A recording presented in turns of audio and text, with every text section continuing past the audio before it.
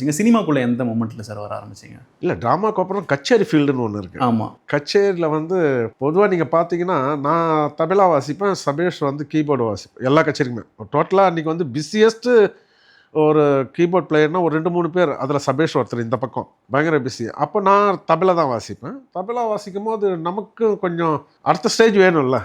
அடுத்த ஸ்டேஜுக்கு போகும்போது நம்ம கீபோர்டுக்கு போனால் தான் அடுத்த ஸ்டேஜுக்கு போக முடியும். ஸோ அதனால் அப்படி இப்படி கொஞ்சம் கொஞ்சமாக நான் சபேஷ் பிஸியாக இருக்கிற நேரத்துலலாம் 4-5 கச்சேரிக்கு பர்மனெண்ட்டுன்னு ஒரு இருப்பாங்க. ஒரு நல்ல பிளேயர் இருந்தால் அது எல்லா குரூப்லேயும் கூப்பிடுவாங்கல்ல. அது மாதிரி இருக்கும்போது எனக்கு சான்ஸ் கிடச்சிது. அப்படி ப்ராக்டிஸ் பண்ணி வந்தேன் நான் கீபோர்டுக்கு. அங்கேருந்து சினிமாக்குள்ளார அதுக்கப்புறம் ரொம்ப கஷ்டப்பட்டு கச்சேரியெல்லாம் ரொம்ப பிஸியான பிறகு சினிமாக்குள்ள கச்சேரி வாசிக்கிறவங்க எல்லாருமே சினிமாக்குள்ள வர முடியாது. அப்போ இருந்த காலகட்டத்தில் ரொம்ப கஷ்டம். இப்போ ஈஸியாக வந்துடுறாங்க சினிமா. இப்போ சோஷியல் மீடியா இருக்கிறதுனால ஈஸியா நம்ம சீசன்லலாம் வந்து என்னதான் நீ கச்சேரி போராடி நல்ல பிளேயராக இருந்தால் கூட ஒரு சினிமா ஃபீல்டுக்கு வருதுன்றது ரொம்ப கஷ்டம். அது ஏதோ ஆண்டவன் அருள் தான் எங்களுக்கு சினிமாவுக்கு வந்தது.